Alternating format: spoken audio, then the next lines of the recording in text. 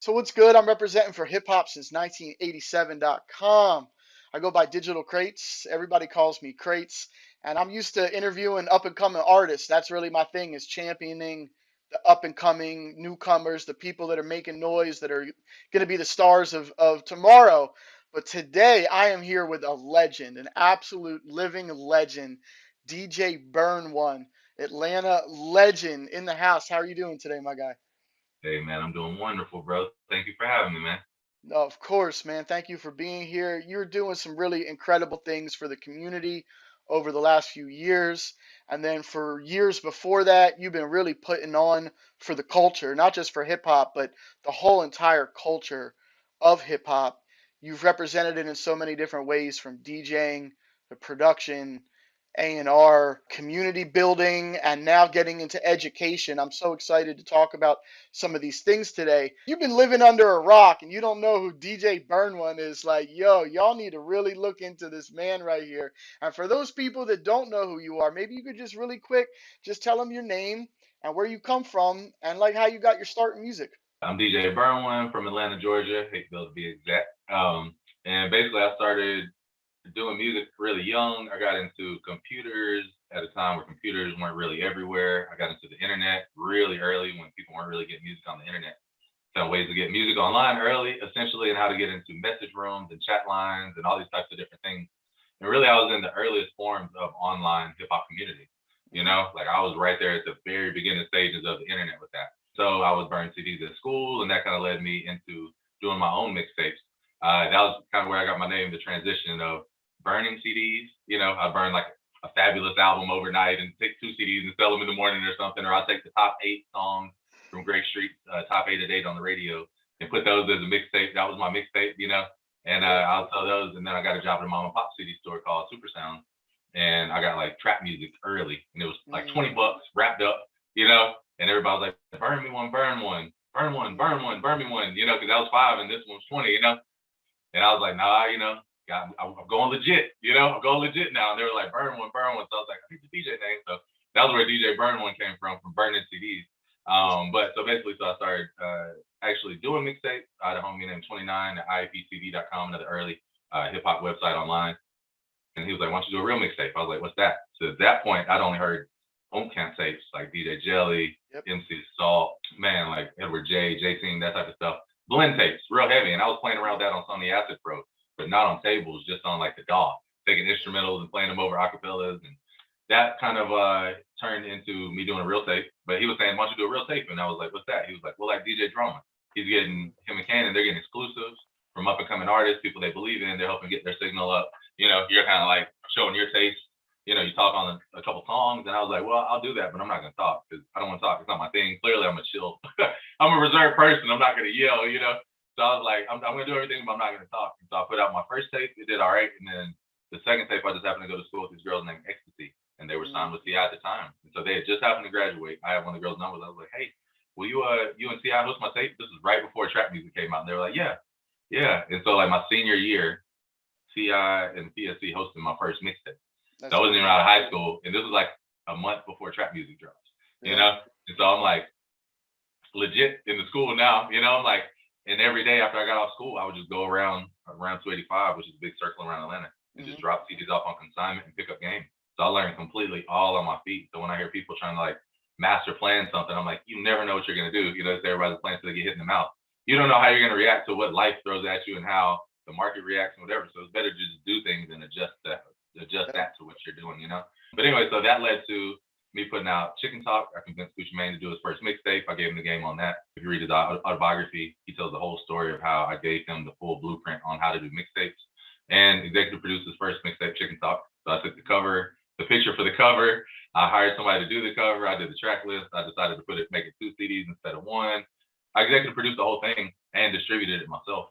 And so that was really dope. And then his stuff got going, and the Bubba Sparks saw that. He was like, hey, I'm about to go on the road. He was like, Miss Newbody's blowing up. You want to come go with me? And so I traveled with him for 2 years. That That's led to my crazy. first A&R job. And then around that time, I also did some marketing with the Backwoods at Rowdy Records. So I got my Hmm. first internet marketing credit when I was like 19, 20 for internet marketing, when just solely internet marketing was the thing. They're like, oh, the internet, what's that? We'll give him internet marketing credit. Mm. but I was getting their stuff on blogs and you know what I'm saying? The Hip Hop 1987s and Now Rights and Yeah. smoking sections of the world, you know? Yeah. And that was a really big thing. That was in the nascent stages of the blog world, you know? So that was Yeah. really, they didn't understand it, but they knew we should probably just let this guy do his thing, you know? So Yeah, being able to it was really a continuation of what was going on in the mixtape world. It was really right. attached. Mixtapes and blogs came up together. Absolutely. Yeah. And so from that, I traveled the world with Bubba Sparks. I A&R for him. Then I did some production for Ritz, and I really I got to a certain point where I wasn't making beats, and I was just not inspired with the music I was getting. I was working with like Freddie Gibbs, The Pill, and these really dope rappers, but just on the whole, not just saying their beats, but just a lot of beats I wasn't feeling really inspired.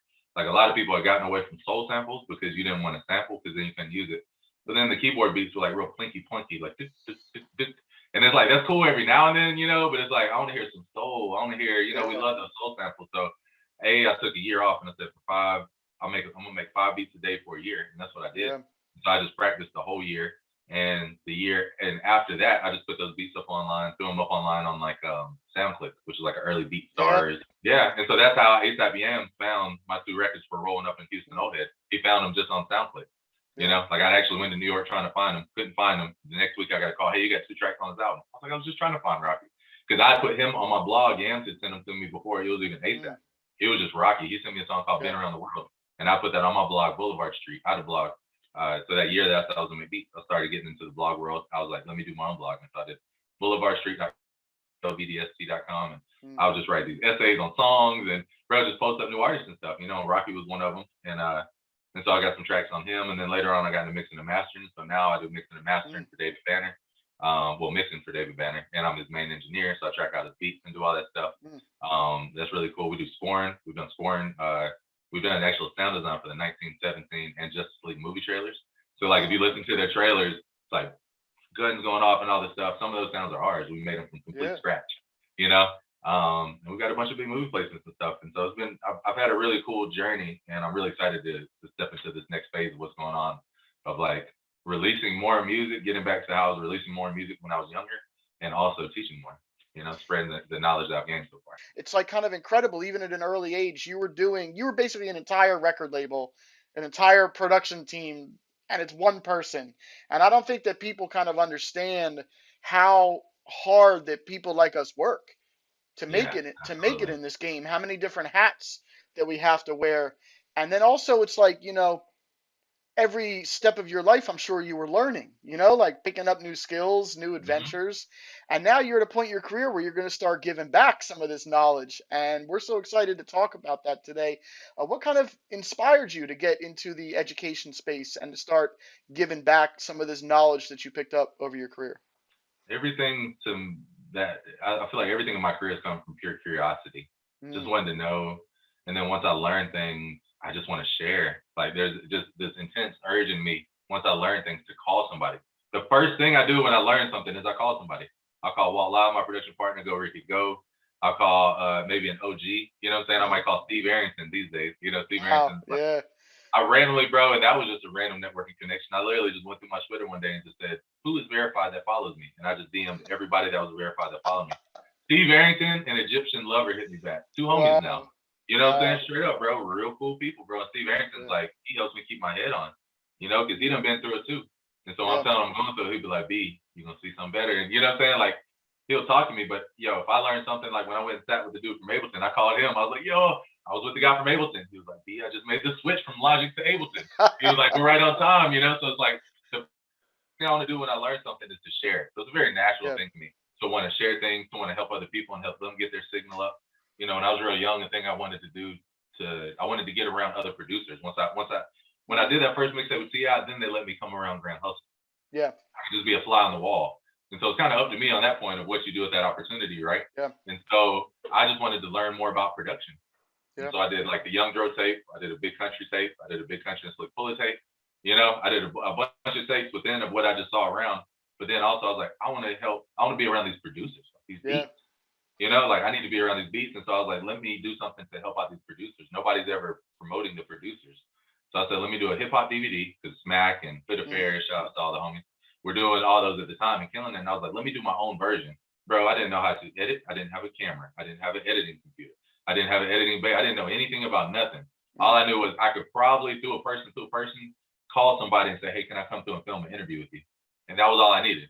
I got Yeah. somebody who could film with me, brought Mhm. him. And then after we got the footage, I taught myself how to edit. And I literally had a friend who worked at AIU, the Art Institute of Atlanta, and he had a pass card that would let him into the computer lab. And so I went in there. Nice. There were no YouTube tutorials on Final Cut. I Yeah, went in not there, just yet.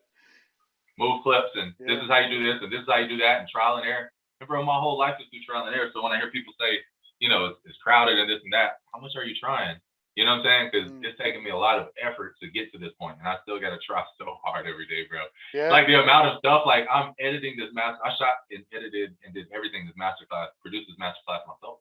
Mm. I had like maybe one person or two at most every once in a while helping me with these cameras, but 9 times out of 10, it's me doing everything, bro. Mm. And so behind me coming with my masterclass, I have other classes with other experts that I'm about to come with behind it. And so honestly, I'm kind of going this trajectory of I see myself and what we're doing is kind of like the new McGraw Hill. I'm cutting through the fat. I'm cutting through the bullshit. I'm cutting through people trying to sell you something. I'm not trying to sell you nothing. I'm not trying to sell you anything. Like the money you're paying for the masterclass when it's available for the public is literally just for you to be understanding, for you to understand how to be doper, how to have a better mental health attitude towards what you're doing, how to handle business better, how to handle relationships better. It's all for you to get better. I'm not really selling you anything, like this is Yeah. all for you. And so all of that is a very natural thing for me to just want to teach and share. And I'm trying to level the playing field because the majors and all the people with the money, the lawyers, they have the upper hand. And we have a bunch of willingness to do music essentially for free, right? And these other people will take you for it and they're going to take advantage of you. And so to me, I'm coming with this first class that's kind of all encompassing from top to bottom. And then I'm coming with more hyper focused things behind that. It's like McGraw Hill had a social studies, they had a math, they had all this. And so that's my plan is to come with this one, which is like the starter for everything. Like this is your primer, top to bottom, from mindset, music, relationships, arrangement, mixing, to business. And then the ones past that will be maybe one more hyper focused on just beats.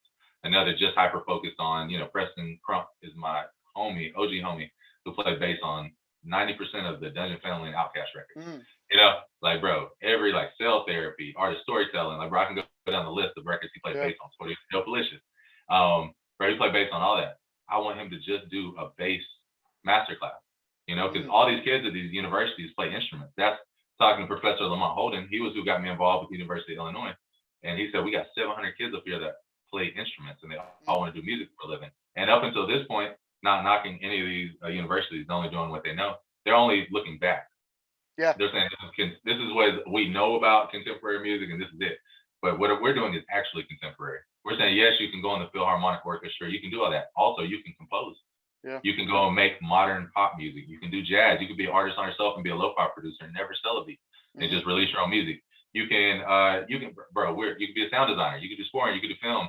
You can be an artist. You can do anything. And we're showing you there's all these different ways that you can take your music playing ability. And even if you don't play music, we're showing you how to get better with music. So it's really one of those things where this is a needed thing. And I've talked to a bunch of people at a bunch of universities and everybody's interested. So I wouldn't be surprised if in a year or two we look back and this has been like hundreds of universities. I'm not going to lie, because every time I tell somebody, they're like, this school needs it. Especially the people involved at the universities. They're like, everything we're doing is looking back. Yeah. We need somebody looking now and looking forward. And I'm cutting through all the BS, bro. Like if you watch, bro, my masterclass, I'm not telling no BS, bro. I'm telling the absolute truth. I'm telling you what you need to hear, It's always good to be forward thinking, but like more than that, right? So making music for an artist is the easy part, but the hard part is making money. Right, fact. And that's kind of like seems to be like the direction you're going in with this teaching is how to make money in music. How, like you said, how to put the pieces together so that you can create your own destiny in music and then make a living off of it. So everything from music distribution to licensing, publishing, providing services, this and that. The business is cutthroat. Let's not lie. You know what I mean? The business is cutthroat. Contracts are crazy. So it's really honorable, and I really respect what you're doing and showing these young artists how to actually make money. And I'm just kind of wondering, like, what was this process of putting this like master class together, and how did the original connection with the University of Illinois come together? So we're really preaching, control your destiny. Yeah. I think that's really the mission statement, because there's people that can take advantage of you, and if they can, they will. If you can't protect yourself, True. So my thought behind the master class was I'm constantly teaching when I'm in sessions with people. Constantly, bro. There's not one moment of where somebody's not like, how'd you do this? What is that? What is this? What is that? And so in the past year and a half, I've offered consultations to the public. So for like $250 an hour, you can just book me, send me your music, and basically I just sit there and I'll tell you exactly what I think of the music. You tell me your goals, I assess that, and kind of pretty much in an hour help you get going in the right direction, right? Yeah. And a lot of people have similar questions. Everybody needs something different. Some people are, I'll hear the music and I'm like, really, you need to work on your beats, Yeah. And some people, the beats are dope and they have no idea how to get them out to people, and so I get a lot of like similar themed questions, and I was like, I'm not going to be able to do consultations forever, right? For It's everybody. like, Yeah, yeah. and I also can't do them for everybody. It's like I got a lot of things going on. I might not be able to, do that at that price point, and everybody not be able to afford that, honestly, And it's very hyper focused to each person, right? And then also, I kind of really want these people to listen, but then also, who knows if they're going to listen, right? Yeah. And so I kind of hit this point of with teaching to where I want to do a workshop, but I want people to come who care. I want to do Yes. consultations, but I want the people who care. So it's like if you invest in something, you care enough to pay attention to it. It's Like true. if I just gave the course away for free, nobody would appreciate it. Mm. Saying for right now, you can get the class for $250, the price of one consultation. For a pre-order, it's $300. You can find one of my interview codes online. It's like 250, bro. You can get that, and it's something to where I want to make the knowledge accessible for Yeah. everybody. Anyways, as far as like the process of doing the master class, it was me just saying these are the 15 topics that I feel like are the most imperative. And I'm going between like 20 minutes to 45 minutes to an hour sometimes on each topic. Mm. A lot of the master classes I've seen are just hyper focused on one song, and that's great. But me, I'm kind of going on a top to bottom thing. And how I actually got hooked up with school is really cool because I put out the pre-order for the master class to the public in maybe November. Mm. And I said, hey, I'm coming out with this master class, and I put up a trailer and kind of said what it was about. And Professor Lamont Holden, I actually knew him as the letter L Beats. He's a producer, which is his alias. Also, he's a producer. He also was the co-host on Producer Grind a couple Oh, years ago. And wow. I did an interview with Producer Yeah. Grind. Shout out Producer Grind. They're doing So if you great watch things my for the culture. interview, which I hope you don't, but if you watch my interview from 4 years ago, Producer Grind, I was just like Yeah. so bad. And just, bro, you could just see when somebody's not living healthy, bro. If you honestly somebody not Mm. living healthy, bro, it's like, I stopped drinking. You know what I'm saying? Like, Yeah. look at me, bro. I look way better, dog. Watch my interview on Producer Grind. Like, everything was just like, bro, you can tell somebody's conflicted, dog. You know what I'm saying? So if you think you can But hide, also like, that's a big part of it. Like health is really wealth, especially in the music business. The schedule's so grueling. It's late nights, it's early mornings, it's a lot of travel. It's like you got to know how to take care of yourself, or else you can't enjoy what's really going on in your life. You're right. and that's what we talk about, having a sustainable career, because people around you will work you to death and then Yeah. get a replacement the next day. Yep. I've seen it happen to my homies who were imperative and crucial to people's operation. If you die, they will replace you. Shit has to keep moving. Somebody's gonna look out for you and say, "Hey, watch out for this or do that or do that." That's what I'm here for right now. Yeah. I'm kind of taking it upon myself to be like, if you don't know anything about music, or if you've been doing music for a while and you want to take that next step, or if you're like a legend and just want to get re-inspired, Yeah. it's really kind of for everybody. Like the class is for everybody. Anyway, so Professor Lamont Holden found out about it. He was like, "Hey man, I'm teaching at the University of Illinois." Again, he said the same pitch. He was like, "I got 700 students up here that play instruments and they all want to Mm. get in the music industry." And so he pitched the school on it, and they created a whole new class, Music Monetization 499, based off of my curriculum 100%. Amazing. And so that's what I'm saying about McGraw Hill. I'm like, it's not one class.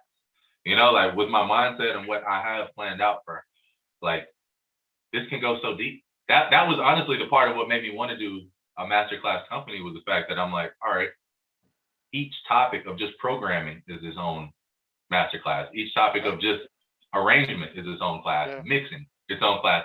So I'm like, instead of me trying to do this all-encompassing thing, which isn't even possible, I couldn't deliver on 100% all-encompassing class for every topic, right? Not all these topics. So I'm gonna get a mixer who's like, like OG, triple OG mixer. You know what I'm saying? Yeah. Who's gonna give you the real game on just mixing. Preston on the bass. You know what I'm saying? I got a guy who plays flute. He's gonna tell you how to get master level on your instrument. A vocal coach. So it's gonna be all these different things to appeal to all these different sections.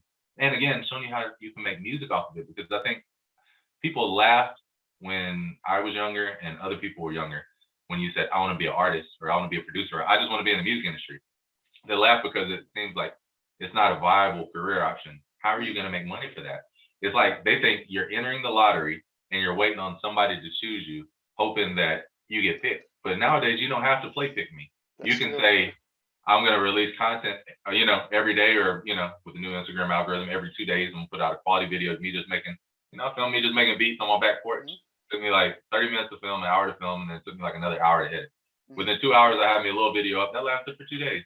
You know what I'm saying? Like, if I just take the time to invest in myself and show people what I'm doing, share my talents, and then try to figure out, like, okay, I need residual money to where I don't have to be there to make it. Like when I had my first child 8, 9 years ago, I was like, I got the call while I was on the road, and I'm like, I don't want to have to go get the money anymore. Yeah. And so that's when I got into more making samples from the house, mixing and mastering, doing more things where I can make money at the house. And so when the pandemic came along, I wasn't shocked to my core. No, you You was know, good. it wasn't like my business shut down or nothing. I'm looking around. I'm like, you know, other people's lives have changed, and I'm definitely sensitive to that. Don't think Yeah. I'm not sensitive, but my life didn't drastically change because I was Mm. prepared for the moment of making money, not leaving my house. And so Yeah. I'm showing this. I'm sharing it. I went through so much pain and heartbreak, so y'all don't have to go through that. Yeah. It's like spend this little 250. That's why I'm kind of letting the pre-order just go and go and go. I'm like, I really want people to order, and it's like I'm trying to do these interviews to get the signal up to be like, yo, if y'all jump in and really just invest in yourself, because this is what I hear all the time. Man, I spent 50 grand in radio and got nothing. Man, I spent 25 grand here. I spent 10 grand on this person. This person told me they were going to be on Spotify for a grand. This person said they're going to, bro, you're dealing with these dream sellers because you're not depending on yourself. Yep. So I'm showing if you put it on your shoulders and your career is on you, you can make the decision to where you're in control of everything. And you're not like, oh, please help me out. Please give me money. Because the worst thing anybody ever convinced anybody is that you needed a record deal to be successful. Right. You know why? Because you're completely giving your ownership away. And so that's why I feel like at some point these classes might get shut down because I'm telling too much truth. I'm saying Yeah. do a partnership with the label. Build your own shit up, and then do a partnership with the label. Don't just give them your masters when you've done the hard work and connected with people. They can't connect with people. They can Yeah. spend all the money, but they can't make it connect. So if you make it connect, then you have a viable option for partnership. Look at Cash Money. Look at No Limit. Like, we had these forefathers for a reason. To me personally, I feel like my parents worked 9 to 5 jobs, so I could do something better and bigger and create something bigger. Yes. So if I, and there's the joke, I heard like I didn't pick a 9 to 5, 9 a.m. to 5 p.m. I picked it 9 a.m. to 5 a.m. You Yeah, know what? You know what's funny? Like the game has definitely changed, right? And I yeah, think that your mission that you're on right now is and should be supported by these major corporations and companies because they don't want to deal with idiots. They want people that can come in and know the game. I mean, how many artists do you know that have a pair of Yeezys but don't have an LLC? right, It's yeah, it's insane. And as producers, we're like hood therapists. We're already like educators. Like when artists come to the studio, we're putting them up on this game.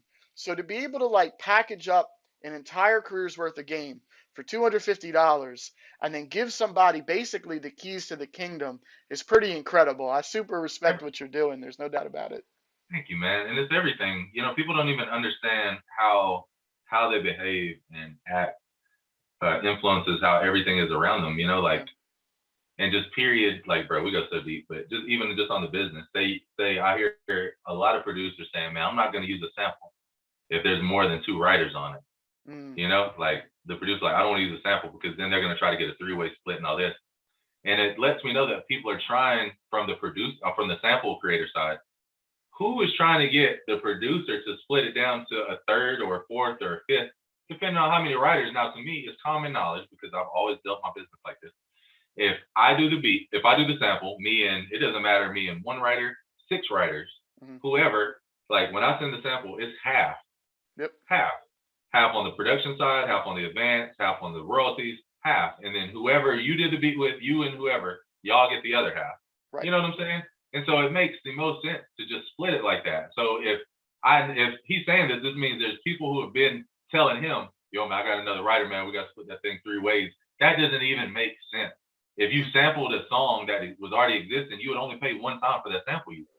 So it's like you're playing yourself. Nobody wants to work with you.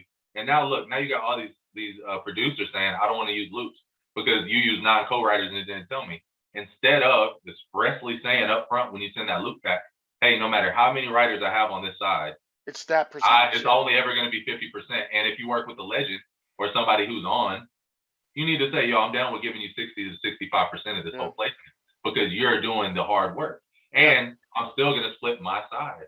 Like, Yeah. this is a guaranteed thing of like, this is how you do business. And if Yeah. you don't do it like this, nobody's going to work with you and you're ruining for everybody else. And so overall, yeah, you're right, bro. Like, if everybody gets in accordance, maybe we could actually get a union going on for producers. Yep. Maybe we could get some things going because now we're all on the same page.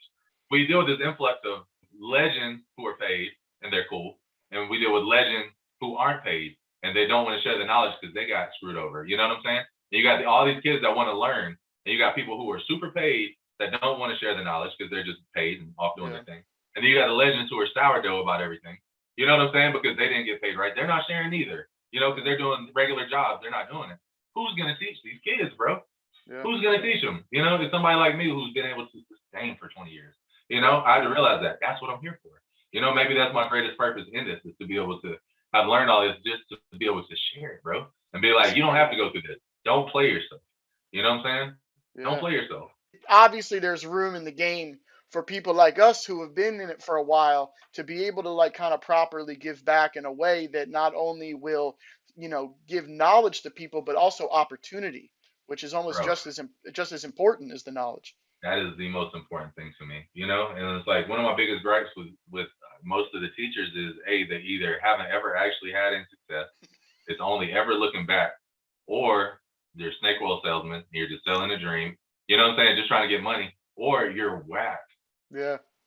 You're whack, bro. I don't know. There's some influencers that are not dope, bro, and it made me so for so long not want to share information or do it because it made the whole thing look lame. You know what I'm saying? I'm like, Yeah. but it's not me. You know, it's like I can't trust somebody if they don't have dope music, bro. You know, it's Yeah. like I know I make dope music. So it's like I can help share. I know I've been through things. I can help share. I know I've had successes and I've had failures. I can share on all the chords, you know? So I just feel like at this point it's like who better to share than somebody who's been through all this, you know? Yeah. I mean, we're really talking about education and a master class and your relationship with University of Illinois, which is really flourishing. I'm just kind of in awe. This is like something that I would love to do in my career is be able to find more ways to give back in terms of education. But for everybody that's tuned in, I think we need to just dig a little bit deeper into your story, if you don't mind, just for a few minutes, and just Absolutely. just get into the history. You really came into the music game at a time where there was just such an incredible transition. It was like kind of the end of the analog era, the beginning of the digital era, and then kind of the switch from the East Coast and the West Coast having all the power to now all of a sudden, you had down south, and music down south, Atlanta all the way to Miami had always been popping. But I feel like there was never like a proper name to it. You had bass music in Miami, you had Atlanta bounce, I think they used to call it like bounce music. And then you had like what they used to call like dirty south. It was like in the early type beat era, you had like dirty south beats. But all of a sudden there was a moniker to cover what was going on in the southeast, and we called it trap music. And that just kind of overcame the entire old school hip hop culture and brought us into this new era.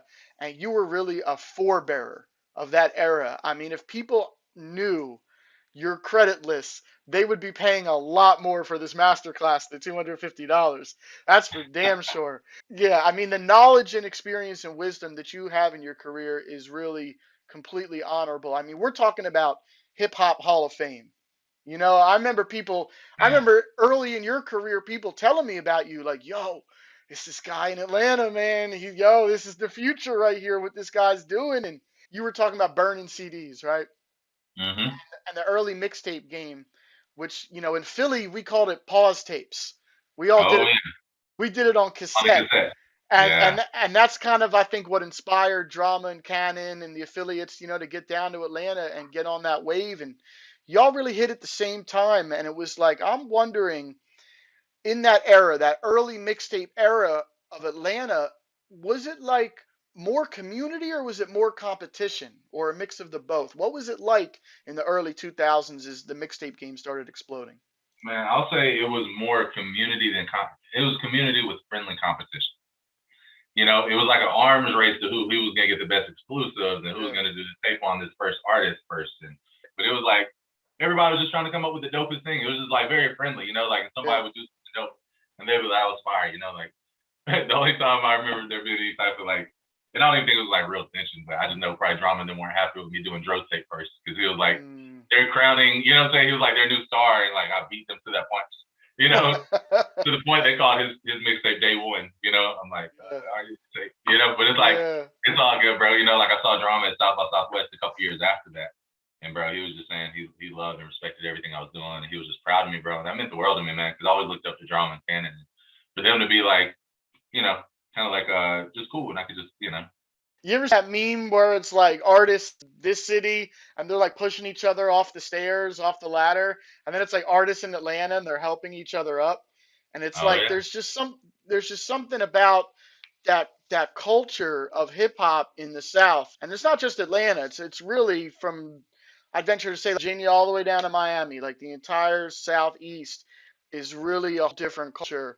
bro. Um, I'll say yeah, to take that point further, that is probably what separates Atlanta from everywhere else. That's the reason why when we got the torch, we never really gave it back. nope. Like we never really gave it back. The label offices had to move there because that's where work was. Yeah, I mean, it's that incredible what was going on at that time. you get this energy in other cities I've gone to. If they don't have a scene, you get, whether it's a crabs in a bucket, crabs in a barrel, whatever that is like the Mm, small, it doesn't seem like there's a lot of resources and everybody vying for the same resources. So you have a place like Memphis to where like everybody wants to be the king of Memphis. You know what I'm saying? It's like, and mm, so that causes there to be all these rifts in the city, and it's like it yep, can't be everybody just coming up together because it's got to be a king, and yep, there's never been in Atlanta. T.I. claimed king of the South, and I was just like, who could stop him? He was so hard at the time. Like you can't really say that. yeah, It's like, oh, he's the hardest right now. But past that, it's like everybody is so cool in Atlanta. That's why there never was a sound other than Dirty South because everything else has been an offshoot of that. It's like, bro, I could go through a real quick history lesson of hip hop, started from the Showboys drag rap in New York and how New Orleans music created bounce music off of just mm, Trigger Man, and we call it Trigger Man yep, down here. You know what I'm yep, saying? And how that one bounce has been used so much. It created bounce music, and that has like spawned. Memphis. You got buck music. That was what was yep, before crunk. And yep, buck music beget DJ Squeaky and all them, my homie Lil Pat and all them down there, Peasy Man. Then that inspires Atlanta. You get crunk music. yeah, Crunk music's going crazy, and then past that, what do you get? A couple years later, snap music. yep, It's like, bro, there's all these different, and now what do you got? The all-encompassing trap music. You know what I'm yep, saying? It's like now everything gets the blanket term of trap, when really everybody's trying to sound like Dirty South. And like the sound of what Dirty South is. Let's talk about it. It's organized noise. It's Mike mm-hmm, Dean. It's N.O. yep, Joe. It's 3-6 Mafia. It's mm-hmm, DJ Toon. It's T-Mix yep, from Suave House. Cooley C from Atlanta, who did the yep, organization and a bunch of stuff, bro. I can't leave out Carl Mo. He did the way he moved for Big Boy and vice versa for Pastor Troy. Bro, you got these people that are like these architects of the sound. David Banner, bro. You know what I'm saying? Like yep, these people who created this sound that we all know. And so I am showing people how to honor that. You know what I'm saying? yeah, And how we can take from that and build and not being like, oh, these kids just want to make quick music and don't whatever. It's like, let me show you the way. And then however y'all want to apply it with, y'all can yeah, apply it with. You know what I'm saying? But I'm not going to be, I realize people in this game either they get their money and they don't care, or they just become disillusioned. mm, And I'm not going to just say the music industry is dirty and I'm just not going to partake. Does that mean I'm going to let all these other kids get taken? Like when I hear some other kid get taken, I'm like, how do you not know the basics? So now it's like, I got the class. You know what I'm saying? I got the class. It's like, here are the basics. Here are the fundamentals. Like I'm telling you, a PRO, a publishing rights organization, they're going and getting your performance royalties. That is, what is that? That's like your, whatchamacallit, your Spotify. If you do a live performance or mm-hmm, anything like that, yep, to where you got a CMO that is collecting on your mechanical royalties. Mechanical is when something gets printed to tape or sound, mm-hmm, the sound recording. So you're talking about digital downloads. You're talking about physical album sales. And it's like there's two different agencies to do this. Like we're breaking down all the basics. That way nobody knows more. These people are already gonna know more, but at least you have the basics to be like, I know my rights. yeah, It's kind of like knowing your rights when the cops pull you over. You're like, yeah, I know you can't ask me to do that. I know, you know what I'm saying? And so it's like you have to make these people act right. You know, it's like Banner tells me, you know, once you raise the level, your self-respect level, others will meet you there. You Yep. know, and so like this is part of that. It's not just self-esteem. It's not all that. It's knowing what are your rights. What do you own? You know, like as soon as you do something, you own that creative composition. You own the Yeah. copyright on it. You know, you can send it in to do all that, but you own it right there. Some people think, oh, if I send my music out, somebody's gonna steal it. You already own the copyright.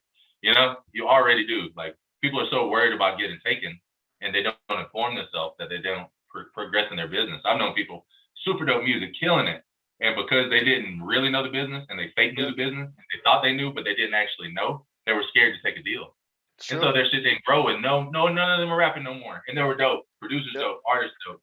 None of it's doing anything anymore because they didn't take the time to inform themselves on the business. They Yeah. thought they would rather posture. And see, this is what I'm trying to break through too.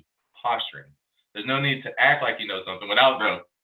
Bubba Sparks told me something, and he was like, "If you don't know what you're talking about, just shut the fuck up." And I Yep. was like, "Bro," I was like, I didn't even get mad. I was like, "You're right." You Yeah. know? And so it's like I'm trying to take posturing out of everything. You don't have to act like you know, and then later on still not know the information. If I'm in a session, you're like, "How do you do that?" I'm just gonna show you. You know, Yeah. if I'm expecting for you to do it later, don't wait and be like, "How did you do that thing?" when in the moment you didn't know. You know, just Yeah. say, "I didn't know." We can learn it and move forward. And so it's one of those things. I want people to just ask questions. You know, it's like I've been doing this class out at Tweed Recording in Athens. It's a really dope recording school out there. And the classes in the beginning were so quiet, and now they've been encouraging, and I have been encouraging. Ask me questions. And this Yeah. last one, bro, it's like nonstop. How do you mix this? How do you parallel that? How you doing this? How you doing that? What are you doing to get your separation of this? How is it clean? And I'm giving them all the answers because they're asking me. You know, it's Yeah. like if you're around people, you know, I've done a couple like workshops, and then you're like, any questions? And everybody's just like, Quiet. Yeah. bro, I want to be like, everybody get out, and I'm never doing a class with any of y'all again. Yeah. If I was Yeah. me sitting in front of me, I would have 40,000 questions. You know, like when I call OG, like I just called Cooley C for the first time the other day in a long time. I got 40,000 questions about what technology did you use, what drum machines you use for that, what about this? Ask me something. Yeah. Ask the people that you're around something. You know, it's like you don't take advantage of it, and then you're like, man, I should have said something. Is that something they're able to already put that in motion and do something while you're sitting here pondering on what you should have done? You know, it's like I'm telling people, seize the moment, do it in the moment, make the most of everything. You know, it's like Yeah. people don't call me a legend, and I don't take this to heart, but people don't call me a legend because of what I've done. They call me a legend because every time I show up, what I do. Yeah. Every time I show up, I'm putting my best effort in. I'm really going to try to crush it. And that doesn't mean I'm going to do great every time. I falter and I fall, but I'm always giving my best effort. And when everybody around me knows that, I'm not worried about falling because I know, hey, they're going to give me some grace if I mess Yeah. up because they know how hard I'm going. They know what I'm putting on the line every day. And they know I give my best effort. Banner will even say this about me. He's like, B, you know what I like about you? That when you miss, it's not because you didn't care, it's because you tried too hard. You cared Yeah. too much. Yeah. You know, and that's what people want around. You know, it's like don't miss because you didn't care and you didn't put in effort and Yeah. you just wanted to get a little more sleep at night or you wanted to sleep in or go the extra mile, do that extra step because you never know how it's going to come back. You know, Yeah. I never knew Banner was going to hire me as an engineer. Never, never. But every time he hit me or anytime he came around, I was useful. And the things we did, people talked about. You know, and so he wanted to keep me around and he saw I was a good person first and Yeah. foremost. That's another thing too, bro. People don't value in this industry being a good person. You know, you hear these stories about these songs and all that stuff. It's like, are you a good person? Can you live with yourself? You know, because a lot of people doing things in the business that I couldn't live with. You know, like I signed the kid Pierre Bourne. I signed him straight out of a music school that did not prepare him. You know, we put him in his first session. One of his first sessions was with Nudie. That was how he got his relationship with Nudie. And you know what I'm saying? It's like he was the first producer that I'd ever signed. I worked with other producers, but I never signed anybody else. And so after Magnolia blew up and all this, like when I signed him, I let him sit in the back of the room. I go pick him up every day, buy him lunch, and he was in the back of the room and just watch us make music. Because my first piece of advice, because I actually met him at the school, and it was at the end of the semester, and they were like, everybody's gonna play you a beat. You give them you know, feedback, and then next person. So he played a beat. It was sampling Street Fighter. I was like, that's dope, but never sampled him. He was like, why? I was like, I hadn't get paid from the ASAP Rocky thing. Finally, I have, but at the time I hadn't. I was like, don't sample. Like, learn how to make it sound like samples on your own. He's like, how do I do that? I was like, why don't you come by the studio and jam with us? He jammed with us. I was like, came out dope. I was like, would you want to sign? And he was like, yeah. And so I didn't know he didn't even look at the contract. I thought him and my lawyer went back and forth, right? And so I didn't find out till after Magnolia blew up that he had never negotiated that contract. He just signed it and sent it back. So it was very favorable to me. And so he was feeling like I took him or whatever. And it's like, honestly, bro, I'm not even tripping on that. I never even looked at the terms. You know, when I saw what it was, I was like, this is what we can do to get you out of here. Because I'm not trying to hold you under these terms that you didn't even know about, bro. So Yeah. I'm walking my talk, bro. You know what I'm saying? I'm not asking Yeah. for other people what I'm not doing, bro. He literally became a millionaire because I let him out of my shit. You know what I'm saying? I was able to let him walk. And immediately in that moment, he became a millionaire with the label, bro. You know what I'm saying? I didn't ask for nothing from him. You know what I'm saying? Like, we did the smallest, bro, the thing that, industry people, like, I can't believe you just only got that. I don't care, bro. I want to get it off my work, bro. I'm glad he did good. Just give me the smallest amount of whatever for my time, bro, for my time invested. And then you do your thing, bro. And the fact that he's been so successful and influential, it's almost like kind of like the Gucci situation all over again. It's like something Yeah. I saw in somebody that nobody else really saw that goes and blows up, and they're able to use my game and tutelage and kind of like the blueprint of how. Because what I did for Gucci was I gave him the blueprint on mixtapes and how he can move outside of a label situation, Yeah. direct connect with the fans, which is still what I'm preaching today. Direct connect with the fans, and then he can go and do his own shows. With Pierre, I'm like, don't sample, create music that sounds like sample. And so 6 months later, you got Magnolia that comes out. Sounds like a sample. It's not a Hmm. sample. If he would have had a sample on that, it's a completely different situation. He's looking at Definitely. completely different publishing deal monies and everything. The fact that he was able to immediately benefit from that, and now he's like probably the most influential producer of the past 5 years. Yeah. Everybody's been telling his 808s changed the game. It's like And not just producer, artist. He's currently on tour. Like he's a he's, dope artist, yeah, yeah, bro. yeah, He's a dope artist too, bro. And it's like I'm so proud of him, bro. And it's dope that I was able to just be able to be a small part in that, because he'd have probably still yeah. been successful anyways, but things happen as they happen, bro. That's And I true. was just able to give him that foot up. But I just tell that to say I didn't hold him under no messed up terms because that's not how I roll. And I don't feel like just because somebody signed something, that should be the end all be all. And we just have to live with this for whatever, It's like I want to teach people that doing good business and being a good person is more important than anything else. People who've been mad at me because I told them, no, we got to do this business right. I did a track with this one person. He used so many musicians on it. And the co-producer said, no, we need to give them all the work for hire, no matter if they wrote their parts or not. They need to work for hire. And that means they just get paid one time. They don't get paid nothing down Hmm. the line, no credits, no nothing. And that's it. Me and you just split the money. No, no, these are my people. Like, bro, I didn't just find these folks. These are all top-notch people because I've weeded out the people who don't want to work, the people who want to complain, the people who show up with a bad attitude. You know what I'm saying? I've weeded out everybody who don't take their instrument seriously, people who can't come in tune, people who can't show up and be a team player. So everybody that shows up to my sessions, bro, gamers, in it to win it, up. Yeah. Like look at any of my sessions, bro. Everybody's up, active, having a good time, bro. That's the energy of what we're doing, and that energy translates every time, bro. This isn't happening by mistake. These people aren't here by mistake, and I'm not screwing over these people, even if I didn't know them. And so you can not like me in the moment, but later on you will respect me. You know what I'm saying? Yeah. And these people will want to work with you again because you didn't screw them over. Yeah. What you deserve if you're a musician going into a production thing, or if you're a producer dealing with a musician. Yeah. Telling how everybody to be clear. This is what's expected. Understand before you get to the studio what's going on. Hey, what's the deal? Do you want me to write something, or you just want me to interpolate something? Is this work for Yeah. hire, or am I getting publishing? Are Hmm. you paying me now and just giving me a little bit now for the session and going to split me a little bit of the writers? This is our agreement. That way I can have my mind at ease and we can just create. Yeah. Both sides. You definitely wouldn't have made it this far in this business or any other business without having a good reputation. It's like you may have hot beats, but you're not going to be a 20-year plus veteran producer without being dope in real, outside of the studio and being, good about your business and everything. So it's amazing. And it was funny. I wanted to ask you about Pierre before you brought him up because I kind of was wondering how that relationship linked up. But I want to kind of go through a quick list. You actually every person on this list you already mentioned, but I want to just double back on it really quick, right? Gucci Mm-hmm. Mane, Young Dro, Scotty ATL, Freddie Gibbs, ASAP Rocky, Pierre Bourne. Like you said, you seem to see something in these artists before other people do. But maybe if you could briefly sum up what it is that you see, what is the X factor for you when you're checking out a new artist or a new producer? I think the first thing is just I'm a fan of music, and then past being a fan of music and listening to a bunch of music, becoming a DJ and playing music out in public and seeing what people respond to and what don't. You kind of get a barometer of taste.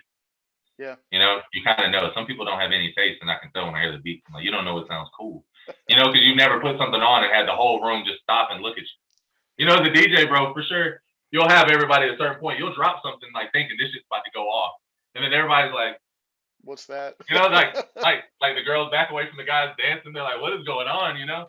And so if you haven't bombed, you haven't really, what I'm saying? Yeah, Play yeah, that. So no. anyway, so figuring out like what the taste is, and And then when I'm coming across these artists, is am I entertained, bro? That's the number one thing. Am I entertained? Because people forget this is the entertainment business. Music falls under the entertainment business umbrella. When you type in anything, it's under arts, you know.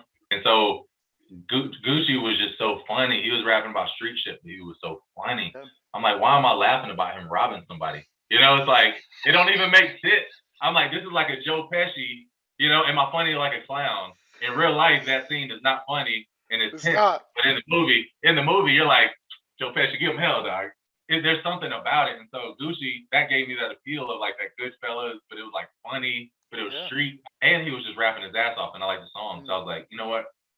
This is probably a dope thing to do. Same thing with Pierre, just kind of on that same thought. But really, like, past the taste, just thinking, like, who's actually going to put time into their career? Yeah.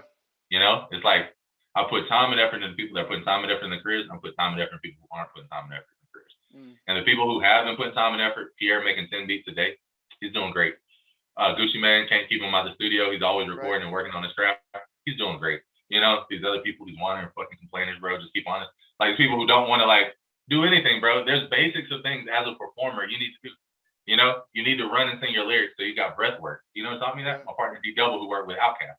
You know, he had them running and singing their lyrics. You know what I'm saying? It's like these things don't come from nowhere. So if you don't listen, I can't help you. People that have been successful, the ones that have listened and taken it to that next step, you know?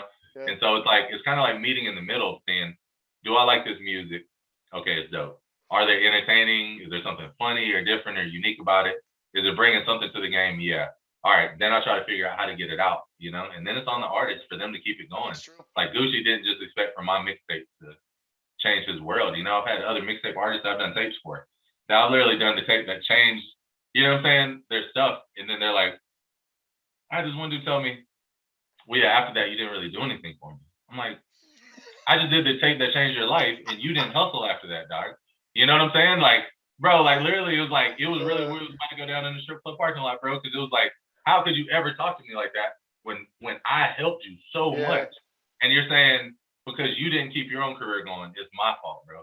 That's what I don't have time for, and that's what I hope we weed out of this. Is like, if you want to do music for a hobby, and you don't want to, as I heard Guru say, play the game.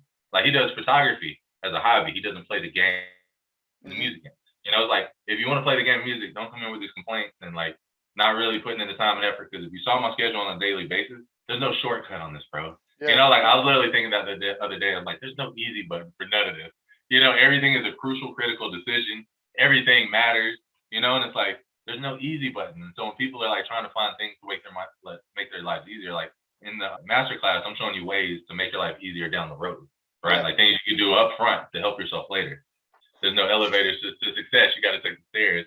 Just being able to help. I haven't created none of these people. I've been able to like help get them going in the right direction. So I'm like, bro, if I can really get this class out there like I want, and really, you know, really have these kids really take this to heart, we're gonna change the world, bro. Like imagine artists really making money off of their career, and the whole concept of a starving artist being passe. Like just living in that reality of some kid telling their parents, I'm gonna be an artist, and they're like, okay, so you're gonna sell sample packs, you're gonna perform, are you gonna do you want to do film, do you want to do this?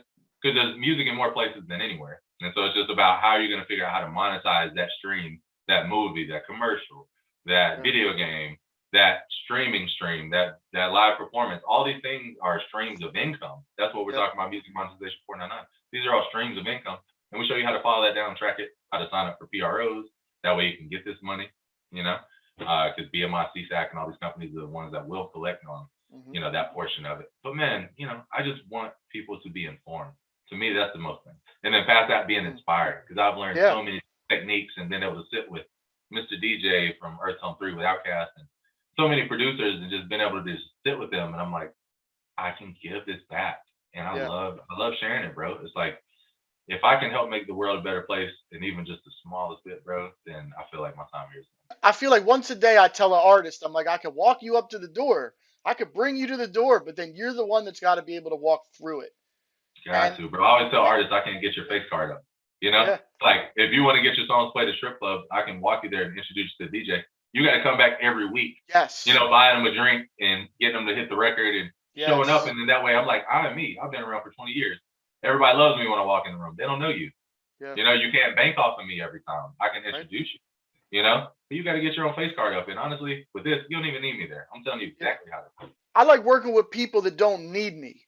They might have their own recording set up. They might already have beats from other producers, but it's like if we don't need to work with each other, but we want to, and we're better working together. That's like what I'm looking for. Like they're actually doing things instead of like waiting for things to come to them. And it's like, yo, Yeah. you have an incredible resume of working with people like that who have taken your cue, diversified their portfolios. I'd hate to ask you what your favorite collaboration would be. And you've worked with just about everybody. So I would rather ask you who's somebody that you haven't worked with that you would like to. Well, I'll give you that answer and then I'll answer the other one too. Gotcha. Of course, bro, Outcast together. Yeah. You know, that's my ultimate. And then that kind of wraps into my last one, which is what was my favorite session was when we did the Superfly record. We produced the first song off the reboot soundtrack for Superfly, the one that Lil X directed and Future was the executive producer on the soundtrack of. We produced the first song on the soundtrack, Sleepy Brown featuring Scar, If You Want It. So y'all go check that out. But bro, doing that song, the whole process was so dope. Working on a record for the Superfly soundtrack with Sleepy Brown, getting to go to Stankonia and walking in and we had an idea for, I think we had the verses, we had the pre-chorus, but we didn't have the chorus, but we didn't have a bridge. And so I talked Sleepy into letting us. I was like, hey, can we come and finish the bridge up there at Stankonia? He was like, yeah, man. So I brought my congas up. I brought my bongos up there. He played the bongos. Sleepy did. I brought my percussion. Everybody was adding music, and when we walked in, Preston Crump, who played bass on all. That was the first time I met Preston Crump, who was saying he played bass on all the Outkast stuff, bro. Like he's been so influential to me. To me, he's like probably the greatest bass player in hip hop history. You know, like the bass lines he's played has raised like a complete generation, bro. Like all the Goody Mob and Outkast shit. Most of his lines are his lines, bro. And nobody told him to play. You know, and so like to be in the room with him and have Sleepy be like, hey, yo, Preston, you got your 5-string? And Preston's like, yeah. He's like, yo, Burn, show him your bass line. Because I wrote the first half of the bass line. Straight like meet your hero moment, bro. And Preston was so cool and just like understanding. And I was just kind of showing him, and I don't really know theory, so I was just kind of showing him like, this is what I'm playing, you know, watch my hand. And Chance Parkman was in there. He played the keys on Outkast Liberation. Sorry, Miss Jackson. A lot of the Outkast records, that's him playing keys on. He was in there too. You know, I got him on the Baby Grand playing on that record. I got some footage of that. And then Ray Murray, Yoda, was in the room, just in the back, just overseeing everything. He just happened to be there, and he was sitting there, and he told me, he was just giving me game, bro. You know, like I remember sitting there looking at the board, and me and him were looking at the board, and he was like, when we did Southern Playlistic, I had a sound on every track on this board. And he looked at me, and I was like, dope. He was like, no. He was like, it was too much. Yeah. I had to start muting shit. You know, he was like, he was telling me, he literally told me out of his mouth, he was like, don't do too much. You know, because the record was already full. And I was like, I heard his speech, and I was like, I hear you, OG. I was like, I just got to see something. You know, so I just got to see, because to me, as artists, we're always pushing to see how great we can make something. And then you reach a point of diminishing returns, and you're like, okay, now I'm just taking away. You know, and so I'm always trying to push to find that line and then pull back. I hear Kanye's get it back. You know, going too far to find how far we can go to make it dope, and then pulling just far back enough for it to be palatable. And so, bro, after we added all that stuff, everybody added their parts. I helped arrange the female background vocals. Big Boys walked in actually while I was arranging the female background vocals. I was in the booth singing, "Go be the man, go be the man." You know what I'm saying? Like, I'm bro, I don't see it. You know, it's like I'm singing all this stuff, and so I'm like so nervous and coming out and just talking to Ray like right before the end of the session, and I was like, man, I just want to say thank you. Your music raised us. You know, like y'all's music raised us. I feel like I went to school listening to y'all's music, right? And he told me, he was like, you graduated. You know, he told me listening to everything, bro. He said you graduated, and yeah, bro. But that just meant the world to me, bro. To have somebody that you respect so much and has done so much for hip hop tell you that you've arrived and you're here, and it's like now, like essentially now it's time to get to the work. You know, like I really took that to heart, and so I've always gone hard, but since that day, and that was like 4 years ago almost, you know. But man, I've gone so hard and just you know put it down, bro. And so like now seeing all this stuff happen with the class and the master class and the school and seeing how it's actually about to spread and everything, it's like it feels like everything's right on time. It feels like it actually makes sense. You know, none of it's catching me off guard or being like, wow, you got a class at the school and you didn't even graduate from college. You know, like they didn't let me in my music program where I went to college at Clayton State. They wouldn't let me in the music program because I didn't play an instrument. So I dropped out. You know, it's like how many kids have had their music dreams thwarted because of something? I just didn't give up. I ain't got no quit in me, bro. You know, and so I'm kind of teaching other people, like, don't become dejected by other people's non-belief in you. The only person that needs to believe in you is you. And if Yeah. you got that and you know what you're doing is right, like to me, the only way I was able to continue keeping a career going is I had little things that kept working along the way. Yeah. And so I'll say if you don't have nothing working, nothing's working out, bro, maybe music isn't right. Like if Yeah. you've been doing it and nothing's working out, but I had these like breadcrumbs of this mixtape went good. And then I went on tour and I got an A&R job. And then, like one thing of my Mm. curiosity kept leading to another. Now I'm making beats.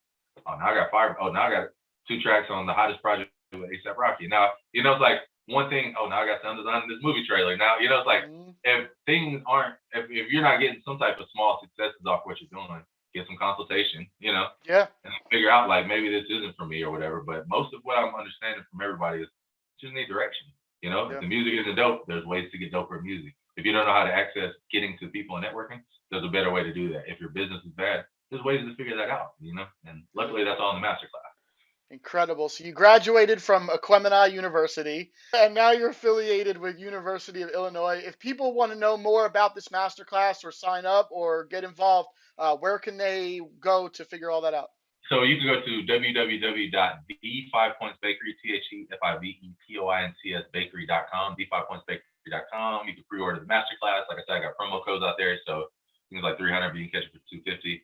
Right now it is available at the school, but it's already enrolled, and so maybe in the fall semester you can join if you're not in that. And then we actually have a beat competition going on next week. So anybody that's enrolled in a college can enter in this beat competition, and if you win, you get an opportunity to jam in the studio with us and create. And That's dope. so anybody that's enrolled in the college, not just at the University of Illinois, can enroll in this. And so the time, I think Friday is the cutoff for entering. And so I tell anybody go on at the letter L Beats page on Instagram. That's the professor for the class, for my holding, and sign up, join it. Like even if you can't probably come and do the jam or whatever, just enter and just try because we're always giving good feedback to these artists and trying to help them get in the right direction. Me and the professor actually do every Tuesday a live online music review on IG on Instagram for an hour every night at like 8 p.m. Eastern time, I think. And so, bro, we've had people like I've actually started collaborating with some of the people dropping stuff in there because this one guy, Yep. this dude, Mark Shada keeps playing Heat. I'm like, send me some Heat, bro. He sent me the sample. I made a banger out of it. Yes. I'm like, bro, it's like you never know. And it's like he was telling them, I found Pierre at a music school. Yep. You never know where these opportunities may lead. And so I see a lot of people get distracted by life, and bro, it's hard to not get distracted by life. But don't let these opportunities pass you by. I see people Mm-hmm. leaving sessions early because they got some mundane thing they got to do, Whatever. whatever. Yeah. Bro, push that. Bro, I be hearing people, they're like, oh man, I got to do, I got to get up for work in the morning. Bro, it is get an hour less sleep and stay here and try to make a classic. It's like if the energy's in the room, do what you got to do to keep that going and like make something happen because you never know. Like I think people have this assumption that there's always going to be another chance. No, And me it's thinking not I'm like never going to that. get back Yeah. in these rooms and being hungry but not thirsty. And so like wanting to get knowledge and make the most of an opportunity, but not like trying to take from it and being like, I need you to do this or I need that. Like, but just making the most of each opportunity. That's such a huge thing, bro. And that's something I'm trying to get people to understand because I'm not picking and choosing on nothing, bro. Yeah. This is all the information you need to go from 0 to 100. And then, like I said, if you're already in it, it's the information you need to really get you to that next level. So I'm just glad to be able to be here and to help share this knowledge that I've learned, bro. It makes me feel like everything I've gone through was absolutely, it had a purpose, bro. And there's Yeah. honestly like a serenity that comes along with that.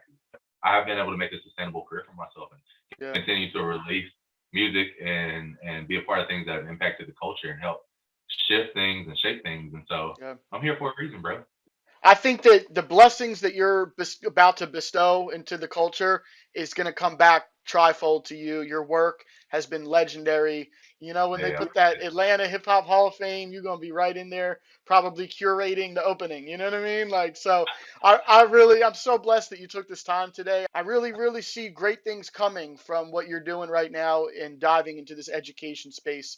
So, from everybody at Hip Hop since 1987 to you, thank you. And I hey, really, really appreciate your contributions to the culture and many, many more blessings coming your way. I feel it. hey, thank you so much, man. I appreciate you, man.